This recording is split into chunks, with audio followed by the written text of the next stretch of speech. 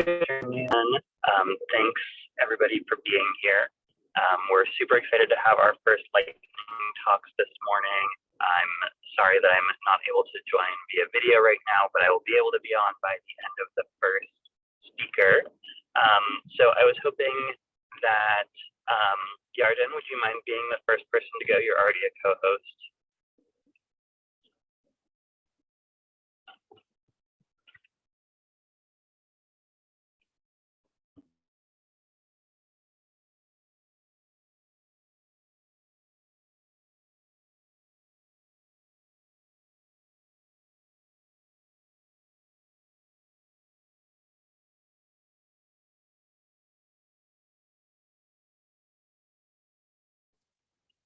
All right, I don't think that Yarden was able to hear that or hasn't responded yet.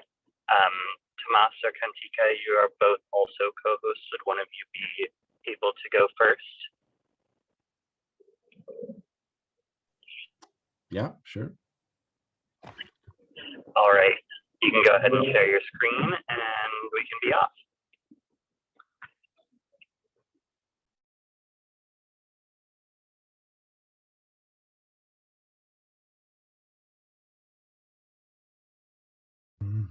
All right, can you see my screen now? Great. Yep, that's great. Okay, so hi everyone. I am Tamás Szűcs and my supervisor is Attila Krajci, and I'm going to be talking about the relationship between the comparison distance effect and the priming distance effect. The comparison distance effect is when in the number comparison task, the participant's performance becomes better the closer together the two numbers are numerical. The priming distance effect is when in the priming comparison task, the closer the numerical distance is between the prime and the target numbers. The two effects have at least two explanations. The dominant explanation is the analog number system, of course, that supposes that the overlapping representations in this noisy system explain both effects at once, and because of this, we would expect a perfect correlation between the two effects. But there is a novel model of symbolic numerical cognition, the discrete semantic system, which supposes an architecture that is similar to the mental lexicon, where there are nodes and the connections between these nodes. And in this architecture, there are two different mechanisms that underlie the two different effects. And because of this, this model could accommodate the lack of a strong relationship between the two effects. And this has been studied before, the relationship between the two effects, the comparison distance effect and the priming distance effect. And Reinvert and colleagues failed to show such a relationship. However, when we looked at our previous data and the reliability of the priming distance effect, it turned out that it was around 0, which is a great problem because that can attenuate the correlation coefficient, meaning it can mask the otherwise present correlation. And so we need to provide a reliable measure of the priming distance effect in order to answer the question of whether there is a strong relationship between the two effects. And to that end, we did three things. We wanted to measure reliability accurately. We wanted to try to raise the reliability by employing different filtering techniques. And we wanted to also raise the reliability by optimizing the task itself. Calculating the reliability is often done by the even-odd split half method, which is unstable. And because of that, we also employ the bootstrapping approach. To try to raise the reliability with filtering techniques, we employed two different methods. One of them was basically just taking out trials that we supposed were noisy according to some filtering criteria or their combinations. The other method was to, instead of taking out these trials, include the criteria as regressors in a multiple linear regression, and thus explaining some of the unexplained variance, and in this way, raising the reliability. And the third thing that we did was trying to optimize the task, which consisted of trying to get as many trials per participant as possible. And to that end, we decreased the intertrial intervals. We increased the length of the sessions to just under an hour, which is around the limit of the participants being fatigued. And we ran 4 sessions, which ended up with around 13,000 trials per participant. And if we briefly look at our results, here on the y-axis, you can see the reliability. The blue dots are the bootstrapping reliability results. The orange dots are the standard even or split half reliability results. And the error bars are 95% confidence intervals. On the left side, you can see our original experiment with only 192 trials per participant. And on the right side, you can see our new experiment with drastically more trials. And just from that, we can see some promising tendencies towards raising the reliability of the task itself. However, because we included slightly less participants in the second experiment, the confidence intervals measured by the bootstrap approach seem to be a bit wider than the original data set. But I trust the tendency, and we will analyze another experiment, and we will see what we get there. Also, you can see the different filtering approaches here in the second row, either by taking out the trials or entering regressors, respectively, in both experiments. And what that tells us is that there wasn't a consistent filtering approach that raised the reliability, and also that the reliability was dependent upon the analysis method used and the measure of the performance used. And what we can get out of that is that the different analysis methods actually just complicate the picture, and we didn't succeed in raising the reliability of the effect. However, largely increasing the sample size could provide a feasible way of examining the relationship between the comparison distance effect and the priming distance effect. And also that this is a more wide problem in the cognitive research generally, and our work is a great illustration of the problems that other researchers can face in similar cases where reliability is understudied or underreported in the literature. Thank you for your attention.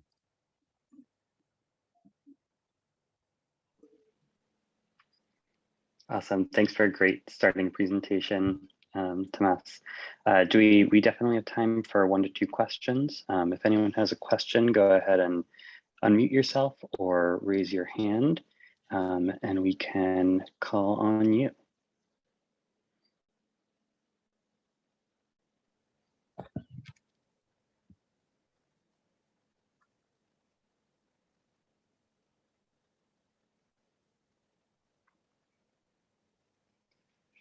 All right, I don't see any questions at this point. So thanks for an awesome presentation, and we can go ahead and move on to the next one. If we have questions as they come up later, we can definitely address those questions.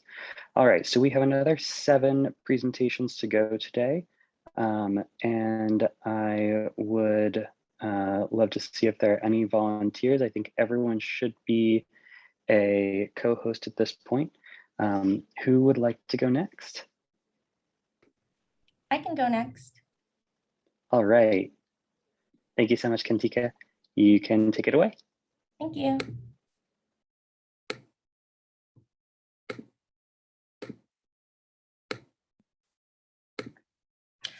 Hi, everyone. Thank you so much for having me. I'm really excited to be here. And today I'm going to talk about my project, Math Affect and Themes in Math Discourse. So first off, I'd like to introduce myself. My name is Cantika, and I'm a 4th-year undergrad at UC Berkeley studying psych, education, and math. Under the supervision of my collaborator, Rachel, this project is my independent thesis that focuses on the intersection of emotion and math education research. With regards to the background literature, my inspiration for this project comes from reading about math autobiographical experiences, math affect, and naturalistic data. I've been looking for a way to explore emotions in math, and researchers have previously done extensive research in math affect, primarily math anxiety, as it's received the most attention as a predictor of math achievement. More broadly, math autobiographical experiences research encompasses a lot of math affect research in the sense that emotions are embedded in narratives. John and colleagues in 2020 published a mixed method study examining the narrative predictors of math motivation and future math plans. They conducted a thematic analysis and proposed 4 math narrative themes. One important note about the study is its use of manual coding for survey data. While this approach is useful, research utilizing naturalistic data sets extend the scope of the data because the data is not influenced by the limitations of a controlled setting. And so related literature using naturalistic data sets and computational text analysis have also become a foundation for this project. My collaborator, Rachel, and another researcher has used naturalistic data sets such as New York Times and Twitter data to contrast math discourse with other domains, namely language and arts domains. They found that math discourse is more limited to educational contexts than language and arts discourse. And I want to extend this work by utilizing a different platform, Reddit. Reddit extends this work because it is a forum-based platform that allows longer responses than Twitter, and it is a popular social media site commonly used for sharing stories and asking for advice. And so people are personally motivated to share their stories, thoughts, feelings, and attitudes, which would increase the external validity of our findings and supplement previous research that uses manual coding and survey data. I came across the PushShift Reddit dataset, a complete collection of public Reddit comments from 2007 to 2015, which I've ultimately decided to use as my dataset with the intention of implementing computational text analyses. The structure of Reddit consists of threads identified by topics, also known as subreddits. So for example, this subreddit, r Berkeley, is a subreddit with threads of comments that pertain to UC Berkeley. And so my research question is, what emotions are present when people engage in math discourse within an online community? In our roadmap, we're currently at step number 1, which is to get access to all the data and clean it. Next, we're going to filter out the comments to use only the ones that are related to math. We'll decide what analyses to use and how to implement them, identify more research questions, and as we gather results, visualize them and communicate implications for math education reform, which may look like suggestions for lesson planning. Ultimately, we want to publish and present our findings to inform teaching practices. So the feedback I'd like today is what analyses are recommended and how can we implement them? Currently, my methods involve filtering out comments appropriately by using the subreddit ID. Some useful subreddit titles can include math, math teachers, and another way to filter out comments is to check if the word math is used in the body of the comment. Afterwards, we'll select a random contrast subset of comments and determine sentiment in each comment. One idea is to count emotion words in each subset to get a holistic sense of sentiment across domains. And to determine emotion words, one way to do so is to utilize a list that already exists, such as the WordNet Affect Lexicon, a collection of emotion words organized into categories. Methods for capturing sentiment, arousal, and context without relying on specific emotion words ties back to the feedback on analyses that I'd like today. Our current progress consists of making data decisions, specifically with getting access to all the files and data cleaning. Some files are really large, so making decisions about storage space, appropriate hardware for processing speed, and software for cleaning and analyzing large amounts of data at a time need to be made. Here are 2 examples of the data. It's stored in a dictionary format, and the only values we're interested in as of right now are subreddit ID and the body of the comment, which I've highlighted. So these 2 examples have the word math in them, which again is one way that we could filter out comments. And the first comment expresses a strong attitude about math, namely that there is no room for compassion in this field of work. And the second comment uses math to express a feeling of hopelessness and defeat. So these are some different kinds of ways math is discussed on this platform. Thank you so much for listening. I invite questions, comments, and insights.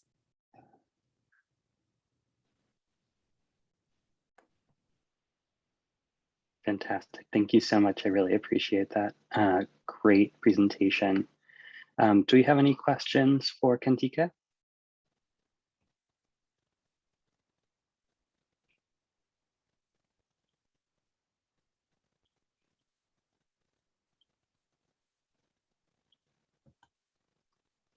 All right. Let's see, we can move on to our next presentation. And Lien is going to go next. So go ahead and take it away. Yeah. So do you see my slide? Yes, looks great. Hello everyone. My name is Lien. I'm from Vietnam, and today I'm very happy to see you because in my country we are in lockdown for now, and so we are on the way in the home. And normally I speak French. English is not my language, so I try my best to explain. But I do my PhD in Belgium, and I finished my PhD last month. And this presentation is a one study during my PhD. So my professor is Professor Marie-Pascale Noël in Belgium. Several cross-national studies have suggested that the transparency of the number naming system of us Asian languages, Chinese, Japanese, facilitate children's numerical development.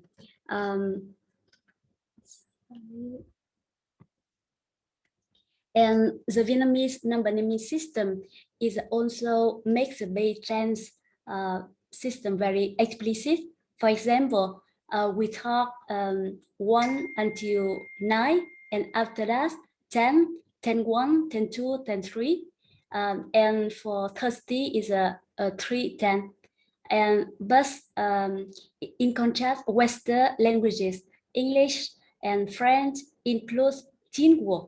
For example, 11 to 16, and 10 word, for example, 20 to 90. That makes the counting system less transparent. And cross-national study with children in China showed us the counting ability, addition ability, and enumeration ability is higher than children in USA. So in my study, I would like to know what is the effect of language of number naming system on numerical ability in preschool if I compare two population, Vietnamese speaking children and Belgian speaking children. So I run a study with younger students in preschool. Why I choose preschool student? Because I would like to eliminate many differences in culture, or maybe in the program of education in the school. And we tested 8 numerical tasks, counting tasks, counting from tasks, for example, count from 5 or count from 6, enumeration, give n, for example, give me 3 carrots, and verbal number comparison, and collection comparison, and 2 tasks of addition, approximate addition and addition. And we found that only difference between Vietnamese children and Belgian children on counting ability, and but they don't show, they did not differ in other ability. And we showed us in the teamwork, for example, 11 and 12, we see the difference between French-speaking children and Vietnamese-speaking children. And with this result, we can conclude that the transparency of Vietnamese number naming system can give only one advantage for Vietnamese children on counting ability, but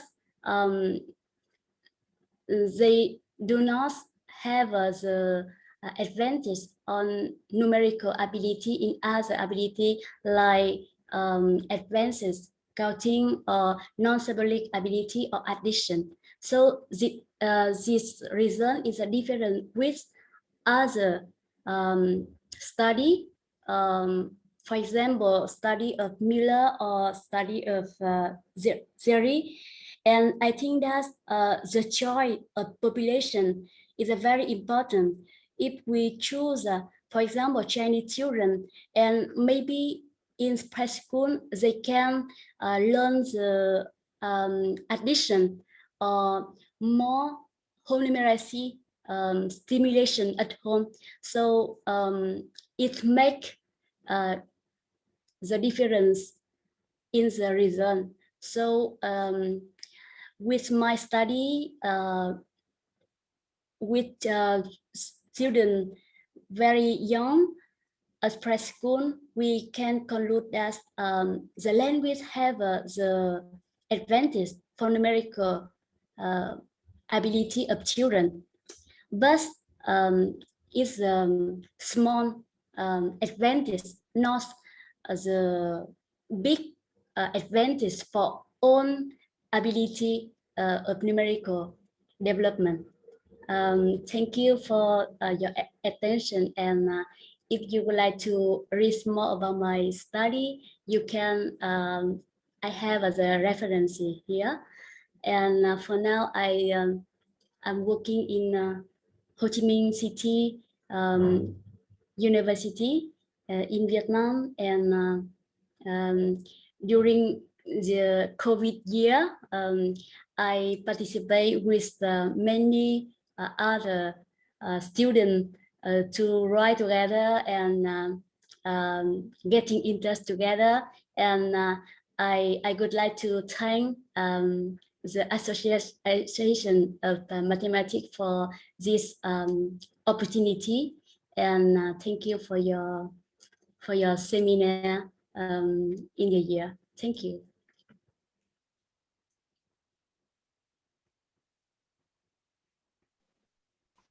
Fantastic. Thank you so much, Lien. Does anyone have any questions before I move over to our next speaker? We're going to get Colette next, and then Yarden.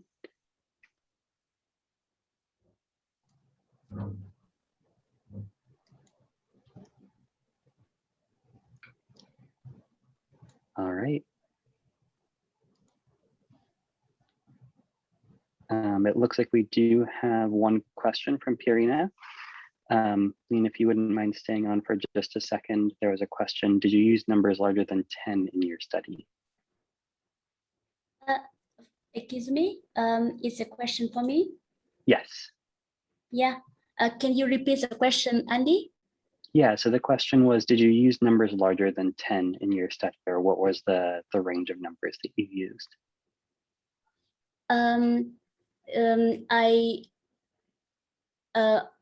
In my thesis, I have three study. So for the first study, for the task comparison of number, I use a verbal number comparison, for example, 4 and 7, or 12 and 30, for example. But during my PhD, I have also another study with transcoding ability and comparison of number, Arabic number, both 1 digits and 2 digits. So my second study showed us the Vietnamese children have also the higher ability in transcoding ability, but they did not differ in Arabic number comparison.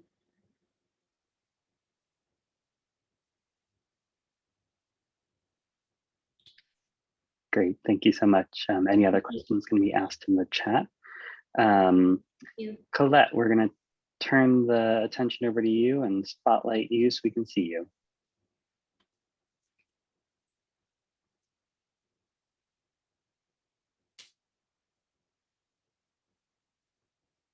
All right, get started whenever you're ready.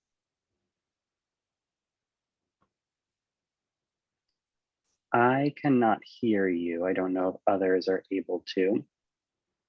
No, I can't hear her either. Okay.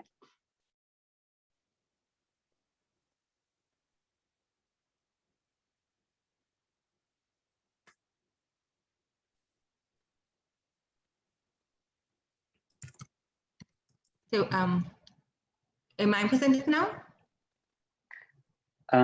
Let's If we're okay switching the order real quick, Colette, do you mind going after Yarden? Okay, perfect. Yarden, we'll have you go next then. Okay. My turn? No, Yarden.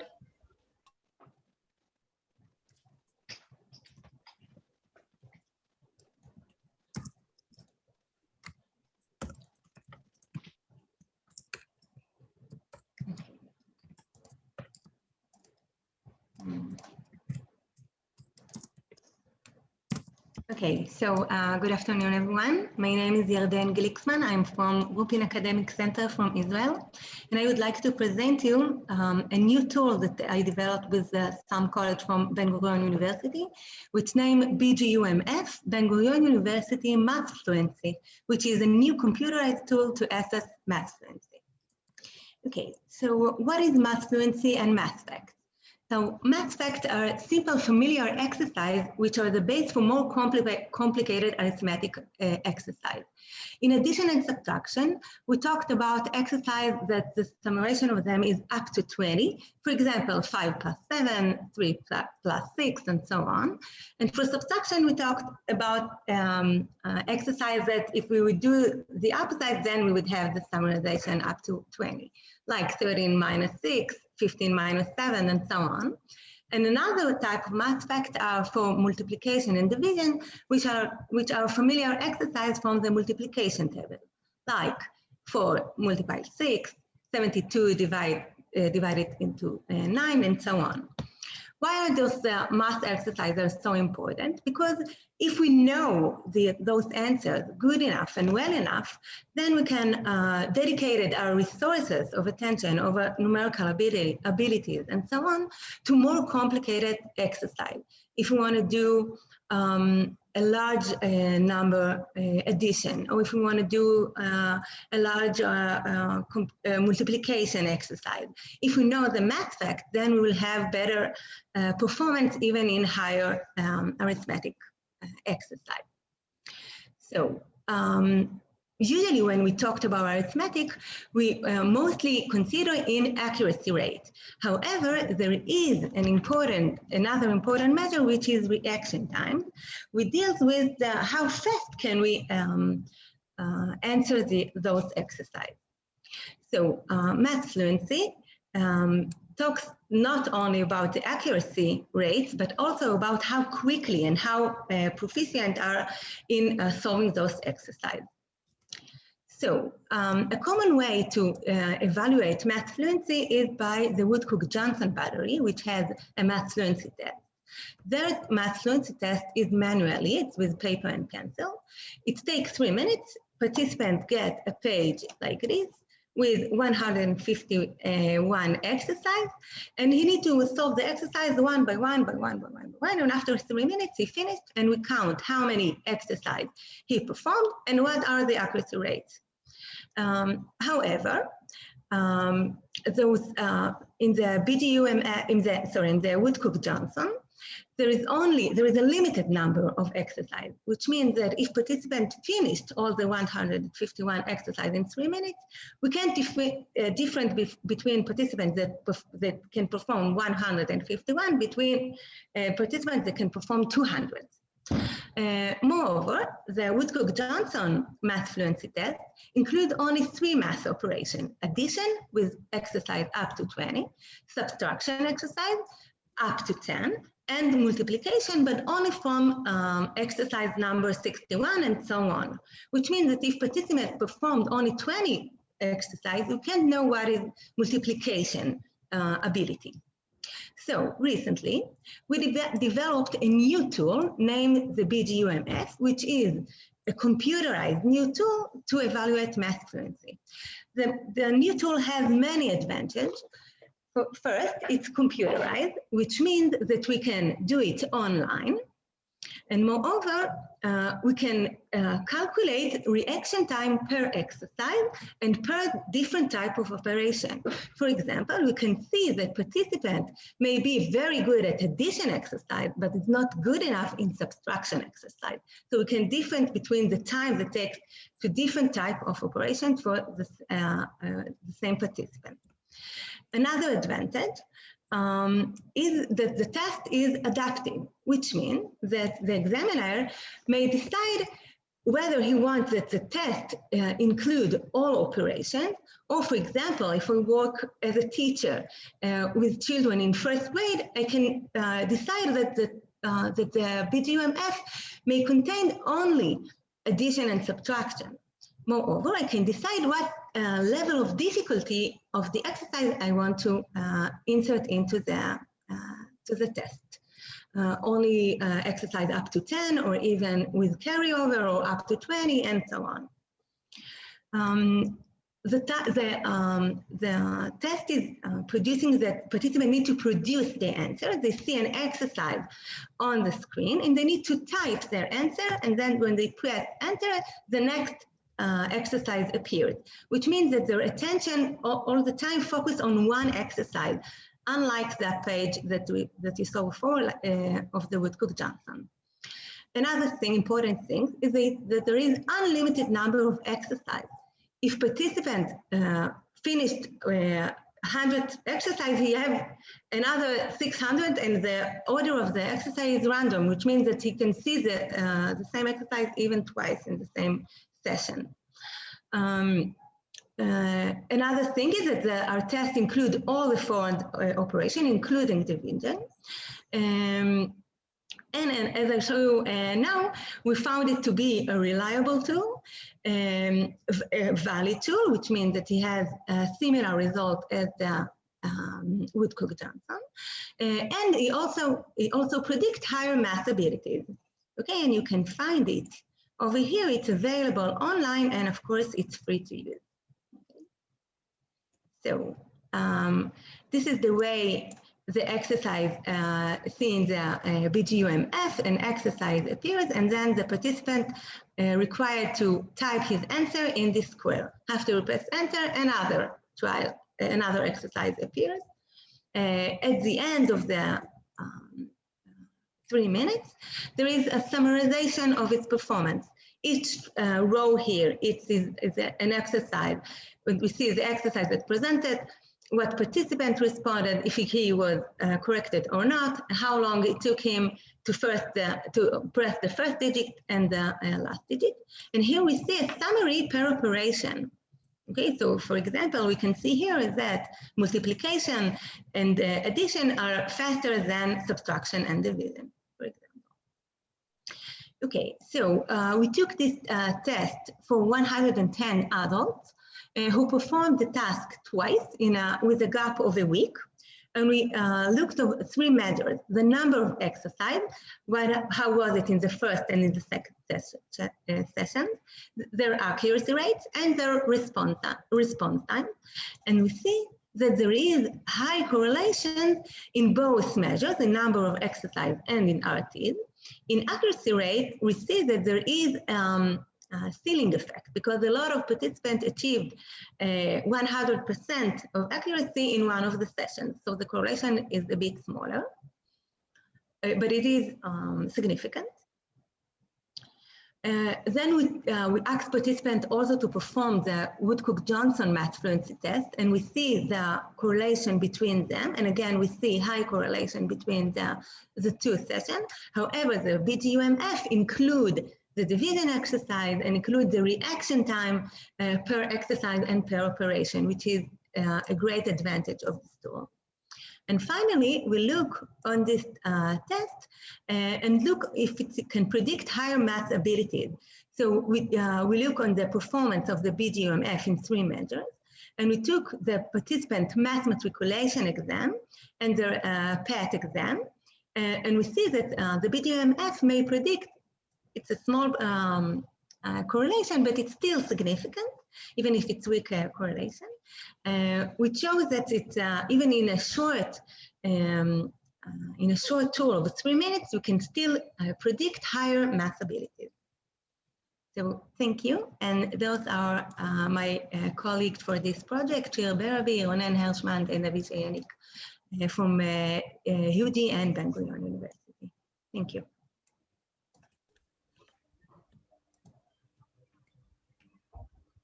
Awesome. Thanks for a fantastic presentation. Definitely something that people are already asking questions about. First, do you mind posting the GitHub link in the chat? And then, is it possible for this to be used remotely, or okay, I'll let you address that. Okay, so yes, it is one of the advantages of this tool. We can just send a link to the participant, and then he can perform it on his computer. He doesn't need to come to the lab. He doesn't need to see each other in the Corona time. It's extremely important. Yeah, it's a great opportunity. And do you have a sense of ages for which it's normed? I know you presented data on adults. Is it also, is there I know the Woodcock-Johnson is only one version, but is there also a version that would be available for children?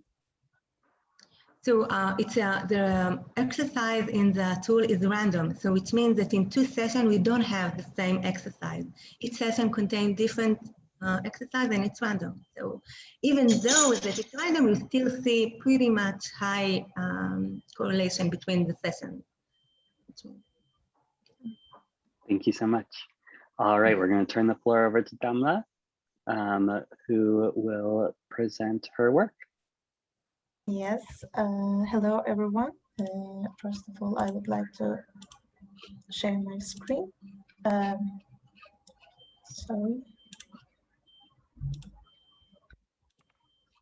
Yes, my name is Damla and I'm a PhD student at the Social Science Faculty of Göttingen University.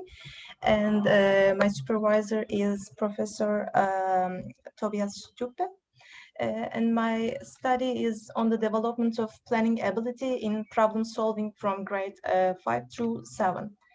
Planning ability is considered an important feature for successful problem solving in mathematics, which should develop over the years at school. And the ability of planning involves many different processes, and so it cannot be measured with imprecise and oversimplified operationalizations. And therefore, a number of different paradigms for measuring planning ability have been developed, and Tower of London test is one of the best known. As you see here in the picture, the aim of the Tower of London test is there is a starting state into a defined state in as few moves as possible. We ask from the participants. And this test describes a person's ability to plan ahead in a specified context using clearly defined rules and to arrive at a correct solution in the optimum way which is necessary for problem solving in mathematics. And the output of this Tower of London test, we use the Freiburg version of the test, which is a computerized test. There's planning ability, the number of correct solution, reverse decision, median thinking, and executive time in problems. And for calculating planning ability, we need all these variables. And the aim of our study is to investigate the terms of planning ability based on age and gender at the secondary school children ages 9 to 11. And there are 223 students from the secondary school children from grades 5 through 7. And since the mean value of the planning ability is still growing from year to year, we perform a t-test for the unequal variances on the difference for the youngest and the oldest students, showing a significant result. But as you see here in the table 1, significant main effect is obtained on the variable of the correct solution and representing a large effect in the ages.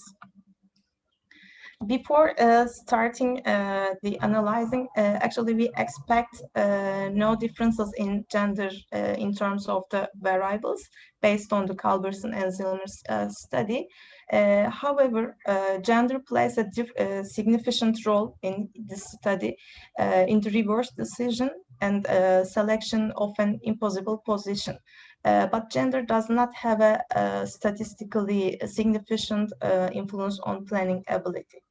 And as a conclusion, we can say that the competencies of planning skill, such as using time, decision making, can be dependent on age and gender at secondary school level, ages 9 to 12 in the study. But there is a progression in planning abilities from year to year, which are too small for significant results in variance analysis. And it's clear that the planning ability increases with the ages. And thank you very much for your attention.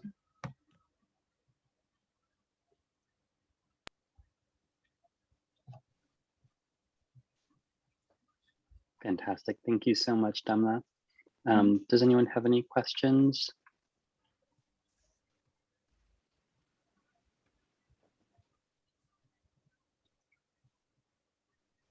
All right, we will move on. Colette, are you ready to give it a try again? Yep, can you hear me okay? Yep, can hear you great. Good. I'll just try and share my screen now.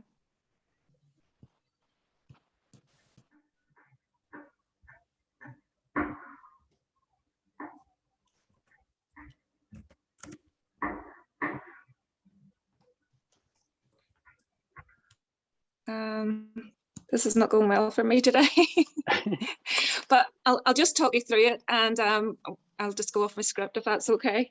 So great. I'm Colette, I'm from Ulster University in Northern Ireland, and I'm here today to talk about my project Mathematics in Preterm Preschoolers.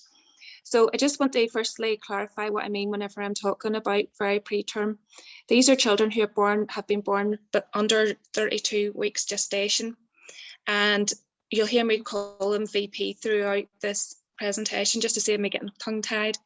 Preschoolers in the United Kingdom are children who are aged between 3 and 5 years and at the stage just before they start formal education. So as we all know, it's very important for children to learn math skills and concepts at an early age. But what's not known as much about is that VP children on entering formal education, there's already a gap that exists between themselves and their term-born peers. By the age of 8 years old, 42% of VP children have special educational needs compared to just 18% of their term-born peers. Parents of VP children have consistently reported that their children struggle with mathematics in the school environment and want to know why. We do know from previous research that there are cognitive contributors to VP children's mathematical outcomes. However, there may also be underlying mechanisms such as the social input that could account for their difficulties in experience with numeracy. So the focus of my study is parents and child interactions. The comparison study will observe an interaction for differences in parental support and child responsiveness between very preterm preschoolers and their parents, and their full-term preschoolers and their parents in the home environment playing mathematical games. The comparison study will also entail a questionnaire which will provide background information, parent academic skills, family dynamics, and maths activities, helping to build an understanding between the relationships between the home environment and maths outcomes. Measures will include an outcome variable for child to measure child's basic math skills, and a work and memory task to assess cognitive skills. To ensure the success of the comparison study, it was decided that there needed to be 3 elements carried out to distill the methodology. So firstly, there was a systematic search which assessed previous research to help establish a protocol for the pilot study that would feed into the full-scale comparison study. We carried out a secondary data analysis about an older sample of school-aged children to identify any group differences in parent attitudes towards their children's education and learning, and this was to help inform question development for the main study. A pilot study has assessed if an online parent-child paradigm observation paradigm is appropriate, feasible, and produces data with sufficient variation. So when will this take place? Well, as I mentioned, the systematic search has already taken place, and this confirmed a gap in observation research for parent-child math interactions between in the UK and Ireland. No papers identified in this field of research from any country used a virtual methodology to carry out an observation. The 3 bags task from Vandel 1979 was the only paradigm to repeatedly reoccur in the research. And this has been proven to produce good interaction and can be adapted to the age group appropriate or required. It also identified a successful coding system that could be adapted for our requirements, and finally provided an evaluation of metrics that had been successfully measured observational methodology. So how will it be done? In the very early months of the project, COVID struck and the methodology had to be changed from lab-based to virtual. And attending the MCLS online research conference back in February came at an ideal time, providing information on key resources. And I want to give a special thank you to Rachel Gordon for answering my questions at that session. So far, what I have found is that the pilot study has been invaluable.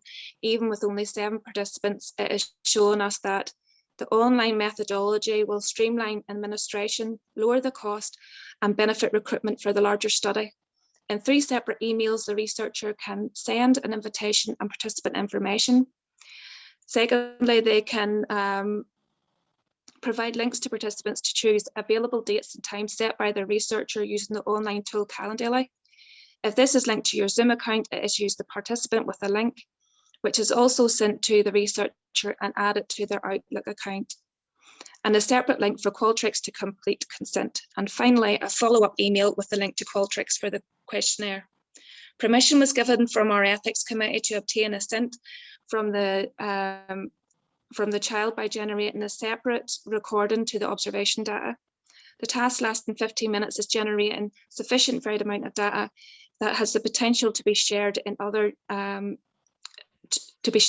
in order to generate further research questions. It's helped identify an important element of our parenting support that was missing from the coding system. Human error could be costly if I forget to press record or set the timer.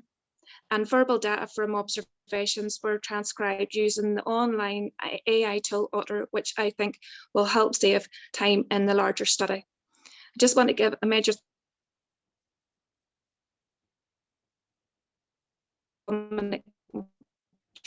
share.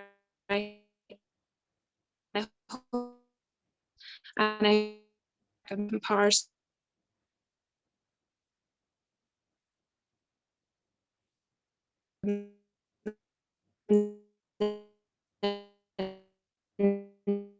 near future.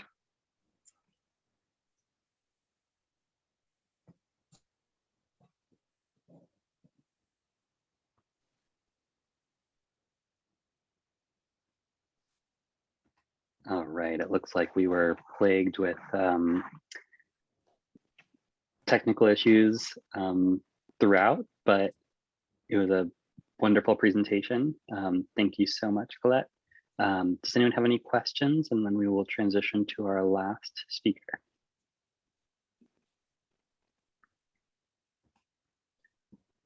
All right, if you have questions, just drop them in the chat, and we will turn it over to Chuyan, who I believe will be our last speaker. If I am forgetting you and this is just overtaxing my working memory, just please let me know, and I can make sure to include you next. Okay, can everyone see my screen? Yep. Yeah. So hi everyone, thank you for having me here today. My name is Chuyan, and I'm a 3rd-year PhD student working with Glicksman and at Penn. So today I'm very excited to give a lightning talk on my 1st-year project, Approximate Multiplication in Young Children Prior to Math Instruction. So we know that early arithmetic is really hard for children, and multiplication in most elementary school are taught by rote learning of multiplication tables with lots of practice. Despite the great challenge children face in learning symbolic arithmetic, prior work indicates that children have an untrained ability to approximately calculate using their approximate number system, and the hallmark of the NS is the ratio effect. And a previous study by Meckring and Spelke has shown that children can engage their NS to perform a scaling operation, like doubling or having a large array of discrete objects. But in their experiment, the scaling factor is always constant across trials, whereas a true multiplication operation requires that both the multiplicand and the multiplier be allowed to vary.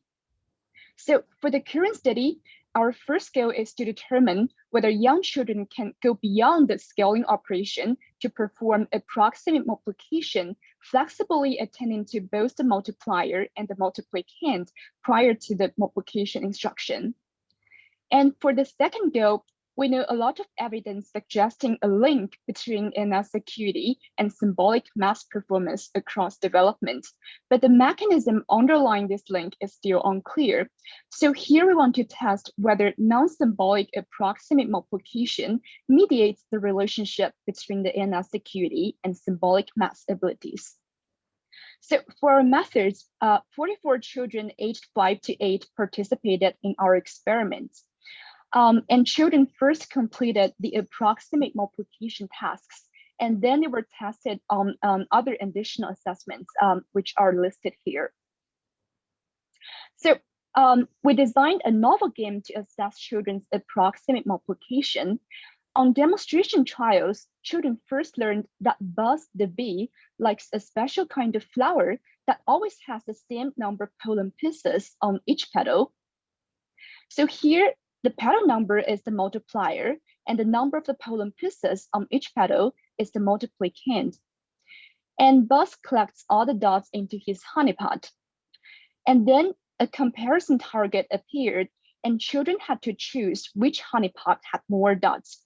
As you can see here, in those demonstration trials, children didn't actually have to multiply because they could see the exact number of the product. So the goal here was to ensure children could understand the basics of our game. But in the experimental trials, children are told that because it's a foggy day, they can only see one flower petal.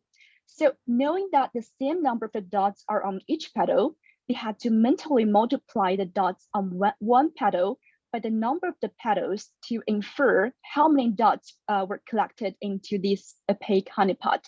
So here, this flower has 2 petals and 2 dots on each petal. So in total, there would be 4 dots collected into this honeypot. And then Buzz collects all the dots into his honeypot. And children had to compare which honeypot had more dots. So on this experimental trial, the right side honeypot would be the correct answer because it has 8 dots, which is more than 4. And we also administered a symbolic version of the approximate multiplication task. So the only difference is that during the symbolic version, the number inside the flower and the comparison honeypot were Arabic numerals instead of dots. So can young children really perform approximate multiplication prior to instruction? And this figure shows children's approximate multiplication performance. So first, we can see that overall, children can perform the approximate multiplication with above chance accuracy. And by the way, we also found the accuracy was modulated by the ratio between the product and the comparison target, indicating that children relied on their ANS to solve this task. And second, children not only completed the non-symbolic version, but also successfully completed the symbolic version of the task, indicating that they can integrate their intuitive sense of multiplication with their knowledge of Arabic numerals. And third, those green bars are children who couldn't solve any single-digit multiplication equations, like 2 times 3, according to a prior basic math test. But even for those who have little knowledge of multiplication, they performed above chance accuracy on both tasks, suggesting that this intuitive multiplication ability is not dependent on formal knowledge of multiplication. And for our mediation analysis, we found that non-symbolic multiplication performance mediates between NS acuity and symbolic math skill. So this is in line with our hypothesis that sharper NS acuity will lead to better non-symbolic multiplication performance. And in turn, a better intuitive sense of multiplication might help children to better understand the abstract logical principles of arithmetic, and therefore may facilitate their later symbolic math learning. So for a short conclusion, What we found was that young children can use their ANS to intuitively multiply both dots and Arabic numerals prior to formal knowledge of multiplication. And second, non-symbolic multiplication mediates between ANS acuity and symbolic math skill, suggesting a pathway by which the ANS contributes to children's emergent symbolic math competence. And I would like to thank our Developing Minds Lab for giving me a lot of support on this project. That's it. Thank you for listening. So feel free to let me know if you have any questions. And also you can check our paper, which is recently published in JCP, if you want to see more details about the study. Thank you.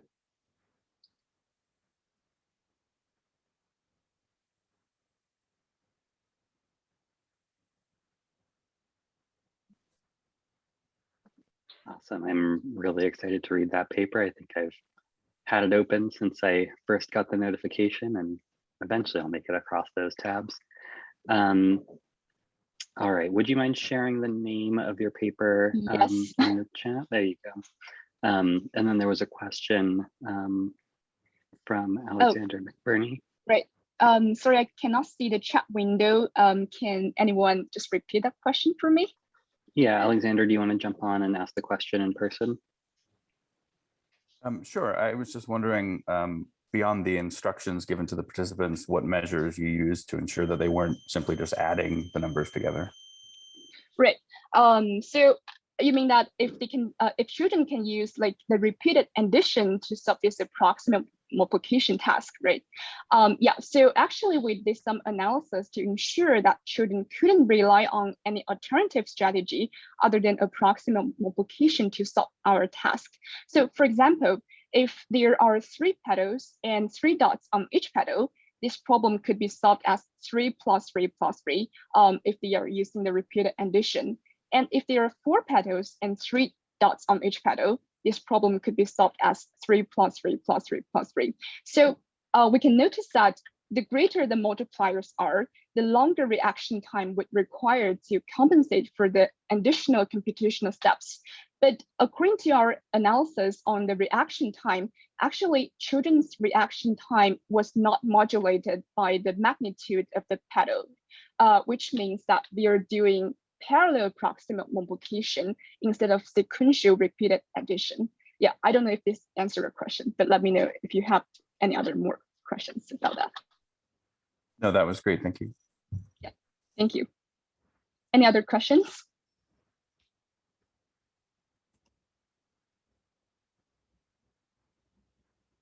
All right, if anyone has any other questions, feel free to drop them in the chat. Otherwise, thank you all for attending our first group of lightning talks today. I realize some people are going to have to jump off now, so just a brief reminder, all trainees are encouraged to vote in our runoff election for communications chair. And please join us next Friday at 11 a.m. Eastern, 4 p.m. British Summer Time for a workshop on alt and non-academic jobs. We'll have a fantastic group of speakers for that. And otherwise, have a great day. Thanks, everyone. Thank you.